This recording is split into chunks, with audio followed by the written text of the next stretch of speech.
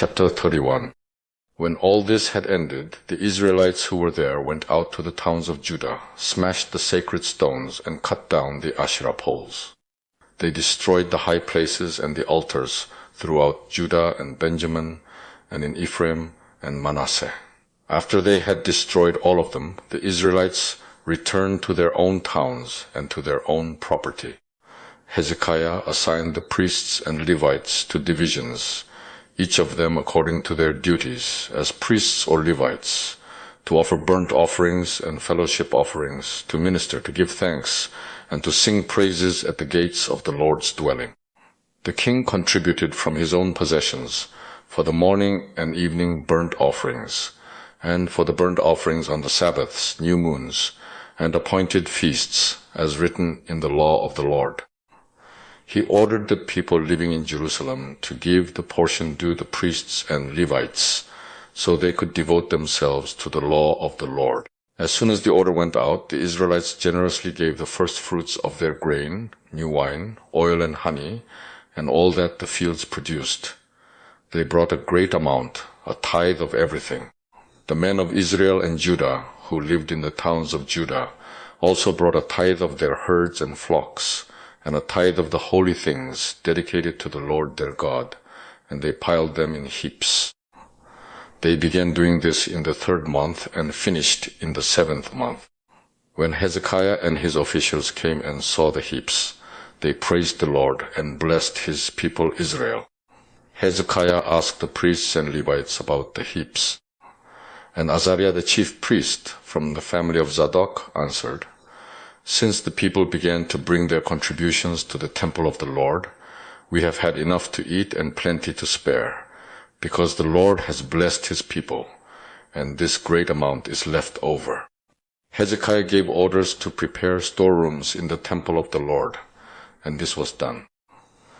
Then they faithfully brought in the contributions, tithes and dedicated gifts. Konaniah, a Levite, was in charge of these things, and his brother Shimei was next in rank. Jehiel, Azaziah, Nahath, Asahel, Jerimoth, Jozabad, Eliel, Ismachiah, Mahath, and Benaiah were supervisors under Konaniah and Shimei, his brother, by appointment of King Hezekiah and Azariah, the official in charge of the temple of God. Koreh, son of Imnah, the Levite, keeper of the east gate, was in charge of the freewill offerings given to God, distributing the contributions made to the Lord, and also the consecrated gifts. Eden, Miniamin, Jeshua, Shemaiah, Amariah, and Shechaniah assisted him faithfully in the towns of the priests, distributing to their fellow priests according to their divisions, old and young alike. In addition, they distributed to the males 3 years old or more, whose names were in the genealogical records, all who would enter the temple of the Lord to perform the daily duties of their various tasks, according to their responsibilities and their divisions. And they distributed to the priests enrolled by their families in the genealogical records, and likewise to the Levites 20 years old or more, according to their responsibilities and their divisions.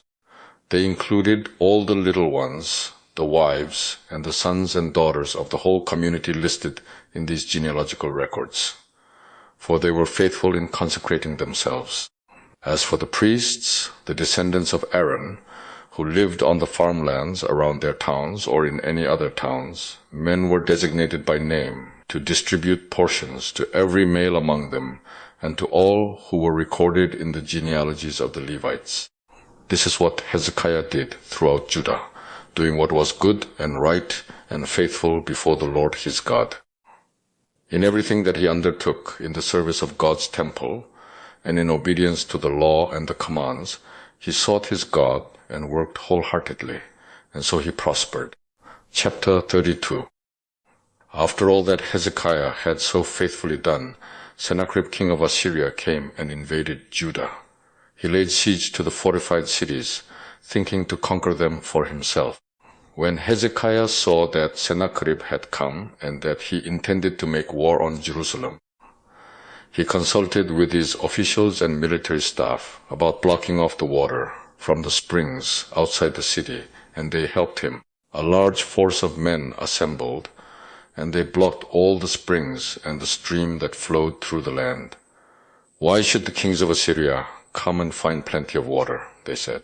Then he worked hard, repairing all the broken sections of the wall and building towers on it. He built another wall outside that one and reinforced the supporting terraces of the city of David. He also made large numbers of weapons and shields.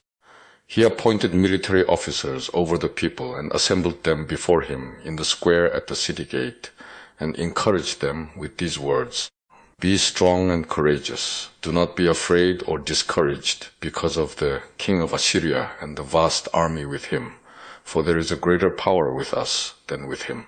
With him is only the arm of flesh, but with us is the Lord our God, to help us and to fight our battles." And the people gained confidence from what Hezekiah the king of Judah said. Later, when Sennacherib king of Assyria and all his forces were laying siege to Lachish, he sent his officers to Jerusalem with this message for Hezekiah king of Judah and for all the people of Judah who were there. "This is what Sennacherib king of Assyria says: On what are you basing your confidence that you remain in Jerusalem under siege? When Hezekiah says, 'The Lord our God will save us from the hand of the king of Assyria,' he is misleading you to let you die of hunger and thirst.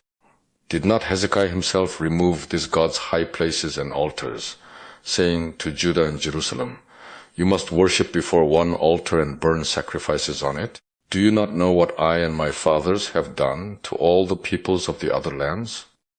Were the gods of those nations ever able to deliver their land from my hand? Who of all the gods of these nations that my fathers destroyed has been able to save his people from me?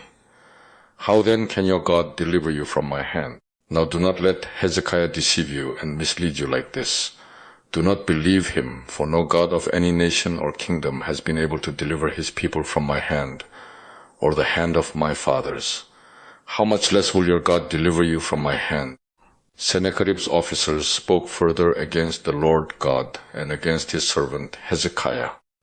The king also wrote letters insulting the Lord, the God of Israel, and saying this against him: "Just as the gods of the peoples of the other lands did not rescue their people from my hand, so the God of Hezekiah will not rescue his people from my hand." Then they called out in Hebrew to the people of Jerusalem who were on the wall, to terrify them and make them afraid in order to capture the city. They spoke about the God of Jerusalem as they did about the gods of the other peoples of the world, the work of men's hands. King Hezekiah and the prophet Isaiah son of Amoz cried out in prayer to heaven about this. And the Lord sent an angel, who annihilated all the fighting men and the leaders and officers in the camp of the Assyrian king. So he withdrew to his own land in disgrace. And when he went into the temple of his God, some of his sons cut him down with the sword. So the Lord saved Hezekiah and the people of Jerusalem from the hand of Sennacherib, king of Assyria, and from the hand of all others. He took care of them on every side. Many brought offerings to Jerusalem for the Lord and valuable gifts for Hezekiah, king of Judah. From then on he was highly regarded by all the nations. In those days Hezekiah became ill and was at the point of death.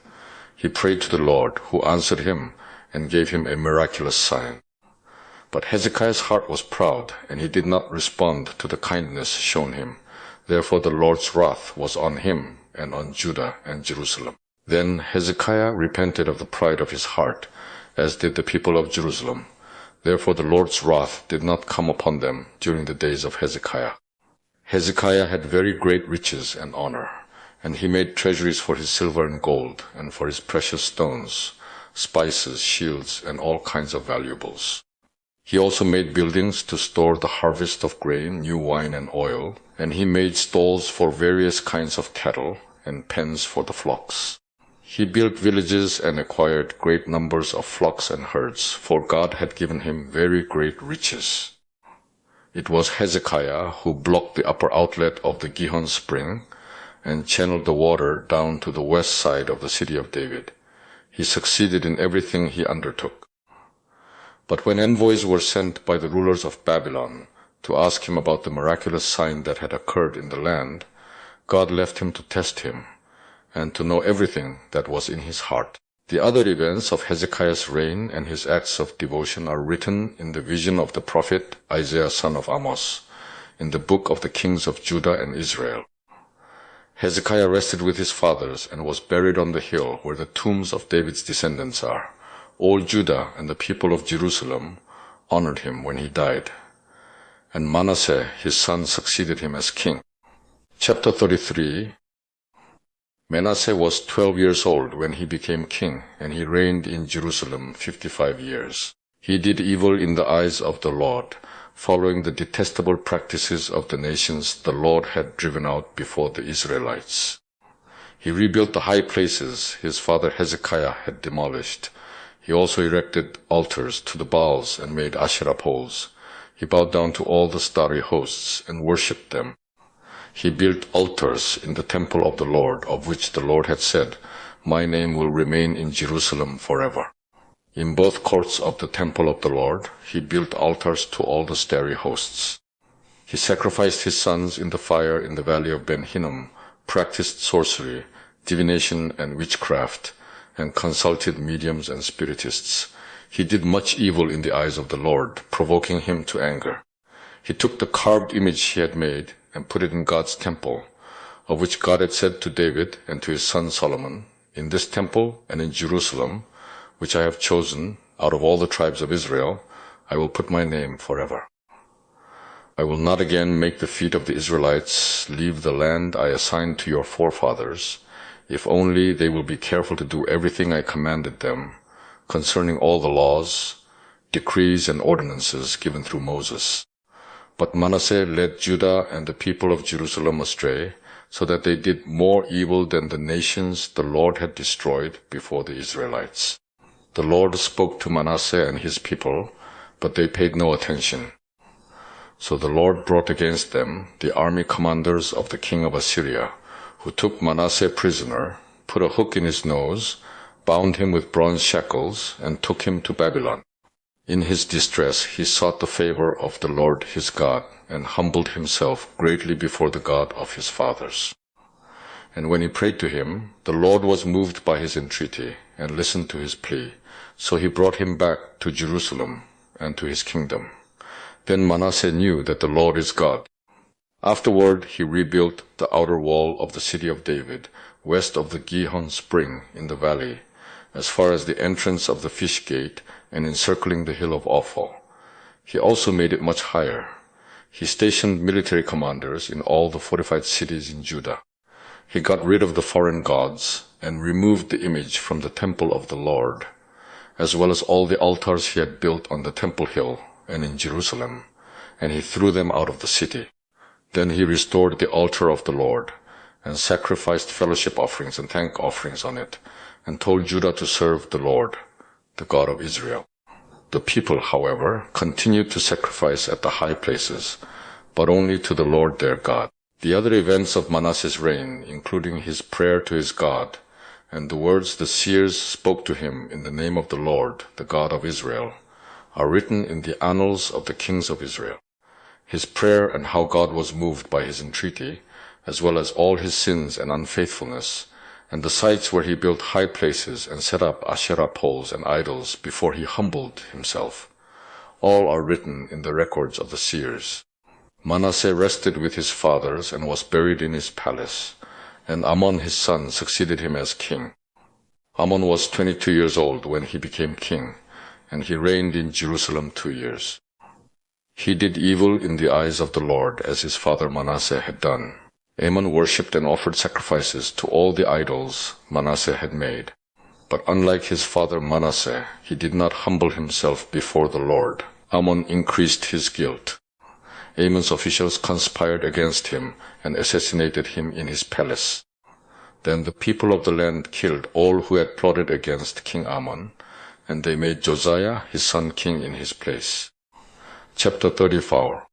Josiah was 8 years old when he became king, and he reigned in Jerusalem 31 years. He did what was right in the eyes of the Lord, and walked in the ways of his father David, not turning aside to the right or to the left. In the 8th year of his reign, while he was still young, he began to seek the God of his father David. In his 12th year he began to purge Judah and Jerusalem of high places, Asherah poles, carved idols, and cast images. Under his direction the altars of the Baals were torn down. He cut to pieces the incense altars that were above them, and smashed the Asherah poles, the idols, and the images. These he broke to pieces and scattered over the graves of those who had sacrificed to them. He burned the bones of the priests on their altars, and so he purged Judah and Jerusalem. In the towns of Manasseh, Ephraim, and Simeon, as far as Naphtali, and in the ruins around them, he tore down the altars and the Asherah poles, and crushed the idols to powder, and cut to pieces all the incense altars throughout Israel. Then he went back to Jerusalem. In the 18th year of Josiah's reign, to purify the land and the temple, he sent Shaphan son of Azaliah and Maaseiah, the ruler of the city, with Joah son of Joahaz, the recorder, to repair the temple of the Lord his God. They went to Hilkiah the high priest, and gave him the money that had been brought into the temple of God, which the Levites, who were the doorkeepers, had collected from the people of Manasseh, Ephraim, and the entire remnant of Israel, and from all the people of Judah and Benjamin, and the inhabitants of Jerusalem. Then they entrusted it to the men appointed to supervise the work on the Lord's temple. These men paid the workers who repaired and restored the temple. They also gave money to the carpenters and builders to purchase dressed stone, and timber for joists and beams for the buildings that the kings of Judah had allowed to fall into ruin. The men did the work faithfully. Over them to direct them were Jahath and Obadiah, Levites descended from Merari, and Zechariah and Meshullam descended from Kohath. The Levites, all who were skilled in playing musical instruments, had charge of the laborers and supervised all the workers from job to job. Some of the Levites were secretaries, scribes, and doorkeepers.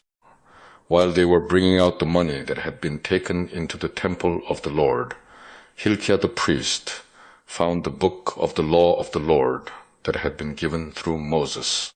Hilkiah said to Shaphan the secretary, "I have found the book of the law in the temple of the Lord." He gave it to Shaphan.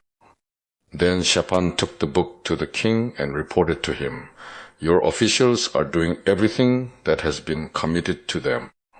They have paid out the money that was in the temple of the Lord and have entrusted it to the supervisors and workers."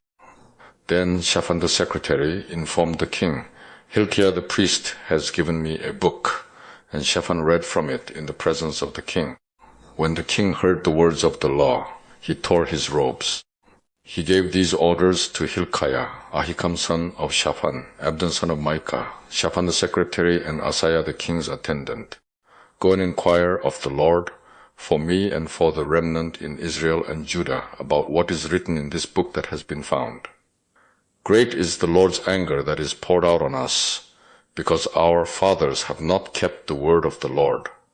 They have not acted in accordance with all that is written in this book." Hilkiah and those the king had sent with him went to speak to the prophetess Huldah, who was the wife of Shallum son of Tokhath, the son of Hasrah, keeper of the wardrobe. She lived in Jerusalem, in the 2nd district. She said to them, "This is what the Lord, the God of Israel, says. Tell the man who sent you to me, this is what the Lord says. I am going to bring disaster on this place and its people.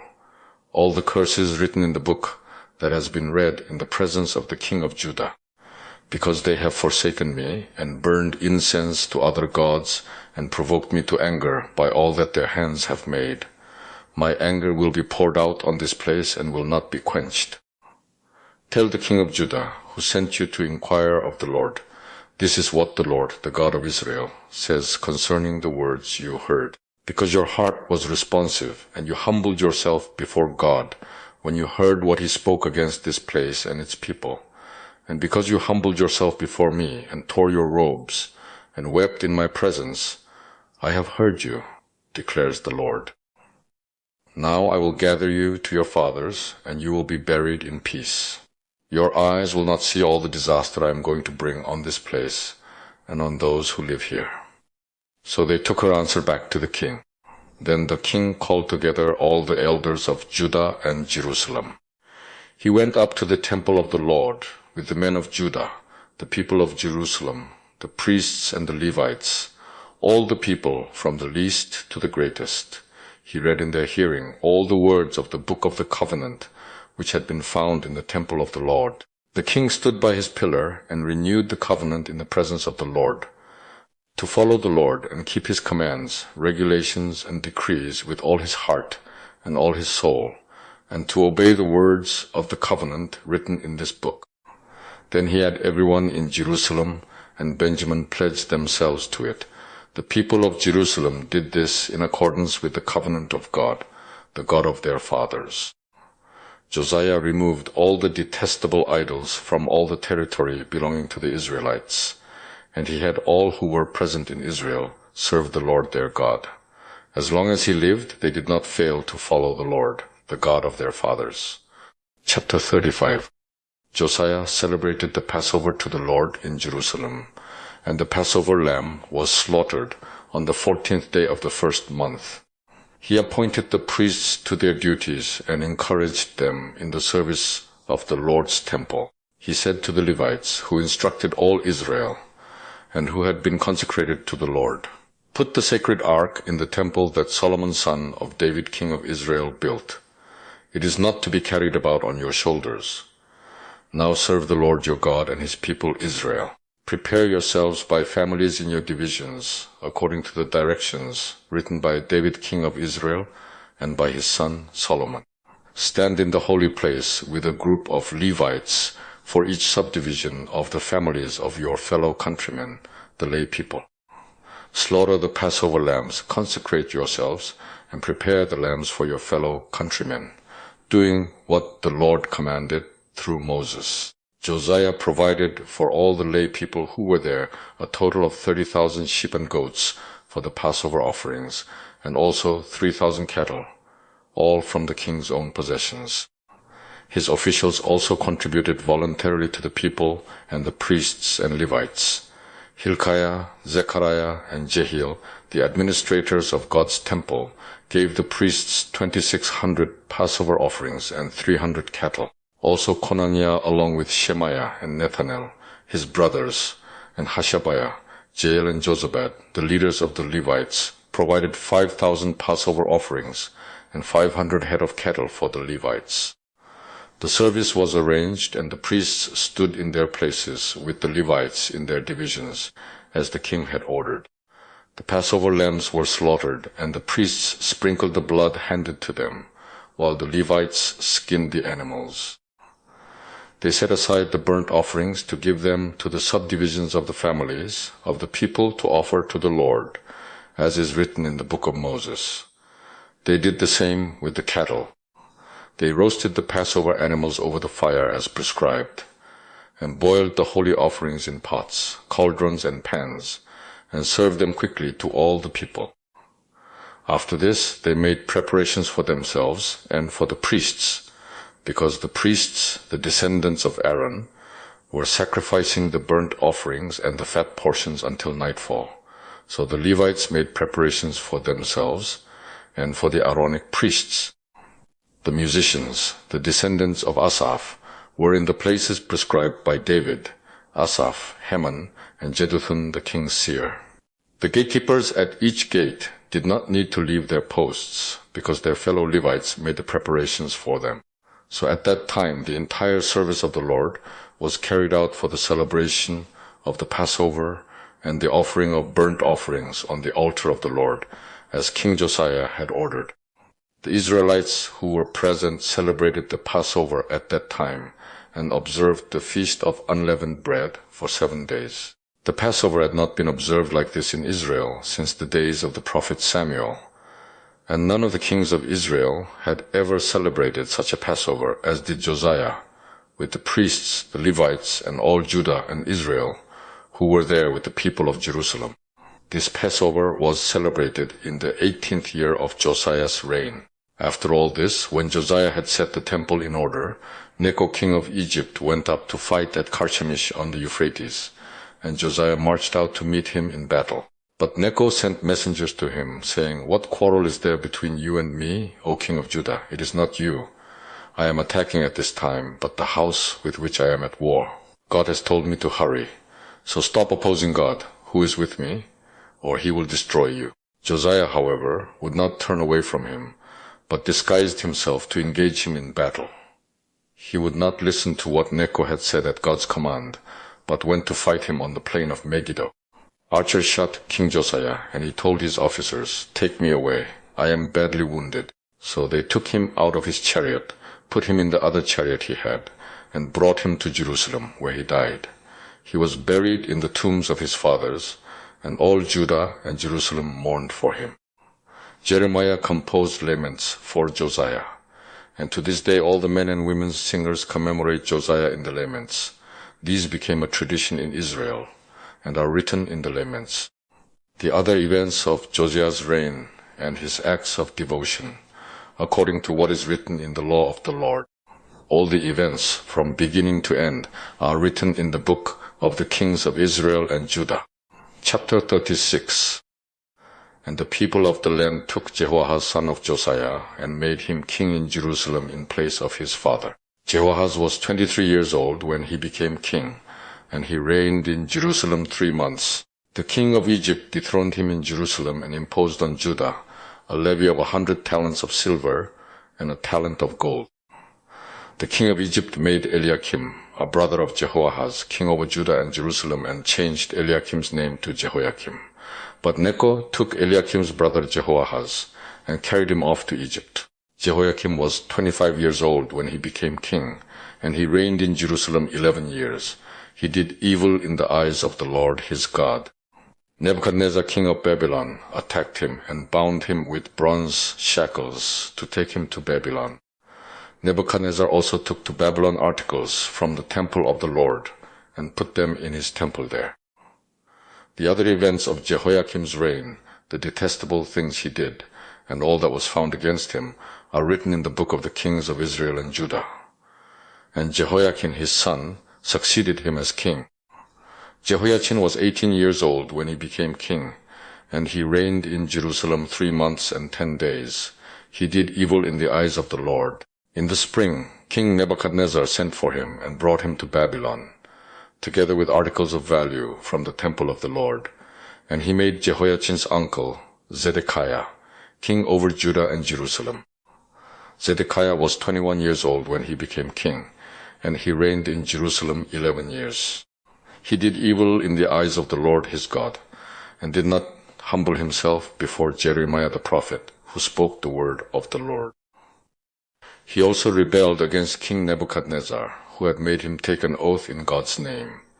He became stiff-necked and hardened his heart, and would not turn to the Lord, the God of Israel. Furthermore, all the leaders of the priests and the people became more and more unfaithful, following all the detestable practices of the nations, and defiling the temple of the Lord, which he had consecrated in Jerusalem. The Lord, the God of their fathers, sent word to them through his messengers again and again, because he had pity on his people and on his dwelling place.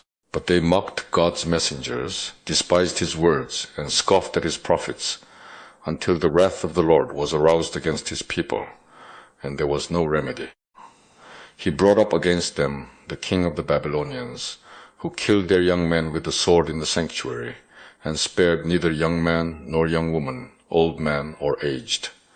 God handed all of them over to Nebuchadnezzar. He carried to Babylon all the articles from the temple of God, both large and small, and the treasures of the Lord's temple, and the treasures of the king and his officials. They set fire to God's temple and broke down the wall of Jerusalem. They burned all the palaces and destroyed everything of value there.